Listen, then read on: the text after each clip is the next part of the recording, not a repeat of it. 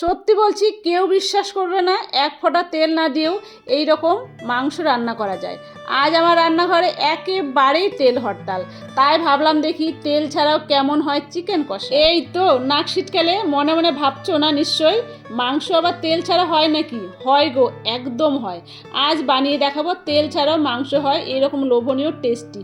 চলো রান্না। গরম জলে সামান্য আদা, কয়েকটা চিনেবাদাম, টমেটো, পেঁয়াজ, রসুন একটু ভাপিয়ে নিলাম। এবারে তেল ছাড়া খালি দুঃখী কড়াইয়ে দিয়ে দিলাম পেঁয়াজ, তেজপাতা আর জিরে। নাড়াচাড়া করে পেঁয়াজটা সুন্দর গন্ধ ছাড়বে আর রঙটাও দেখবে গোলাপি হয়ে যাবে। তখন আগে থেকে ম্যারিনেট করা চিকেনটা দিয়ে দিলাম। তেল নেই তাই নাড়াচাড়া করে ঢাকা দিয়ে রান্না করতে হবে। কয়েকটা আলু সঙ্গে দিয়েছি, ভালো করে কষিয়ে নিব। তারপর ভাপিয়ে রাখা মশলার মধ্যে কাঁচা লঙ্কা দিয়ে সুন্দর একটা পেস্ট বানিয়ে নিলাম। সেই পেস্ট মাংসের মধ্যে দিয়ে দিলাম। আবারও সুন্দর করে কষাতে থাকবো। দিয়ে দেবো লবণ আর হলুদ। ঢাকনা দিয়ে আবারও কষাতে থাকবো।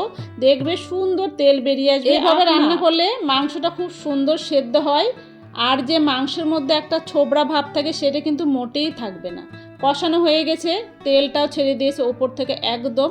আমি ঢাকনাটা খুলে দেখাচ্ছি, দেখো কত সুন্দর দেখে মনে হচ্ছে এটা তেল ছাড়া। এবার দিয়ে দেবো পরিমাণ মতন জল, দিয়ে ঢাকা দিয়ে রাখবো। তবে প্রথমে একটু বেশি আছে, যখন দেখবে মাংসটা ভালো ফুটে আসবে তারপরে আঁচটাকে একদম মৃদু করে রেখে দাও। যখন খাওয়া দাওয়া করবে তখন নামিয়ে নিও। শুধু দেখাচ্ছি, দেখো কত তেল ছেড়েছে। বিশ্বাস হচ্ছে তেল ছাড়া? কিন্তু বিশ্বাস তো করতেই হবে। নামানোর আগে দিয়ে দেবো ধনেপাতা, ফ্লেভারটা আরও স্ট্রং হবে, একদম মন ভোলানো। তাহলেই আজকে তুমি সফল তেল ছাড়া চিকেন রান্না। খেতে তো অনেক কিছু ইচ্ছে করে বলো, কিন্তু কি করা যাবে, ডাক্তারবাবুর বারণ, তেল খাওয়া যাবে না। এত ভালোবাসা চিকেন ছাড়া যায় নাকি? তাই বলছি কোনো চিন্তা করো না, বিনা তেলেও এত সুন্দর চিকেন হয়, তাহলে চিন্তা কেন? তেল ছাড়া রান্না করেছি তাই ঘি মাখন এক ফোঁটাও দেইনি, তবু দেখো দেখতে কত সুন্দর রং আর কি সুন্দর গন্ধ, আর স্বাদে একেবারে লাজবাব।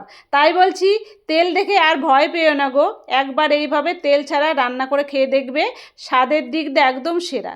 আমার ভিডিও যদি ভালো লাগে একটা লাইক কমেন্ট শেয়ার করবে। দেখাবে নতুন একটা রেসিপি নিয়ে পরের ভিডিওতে। ততক্ষণ সবাই খুব ভালো থেকো, সুস্থ থেকো, এনজয় করো। Thank you.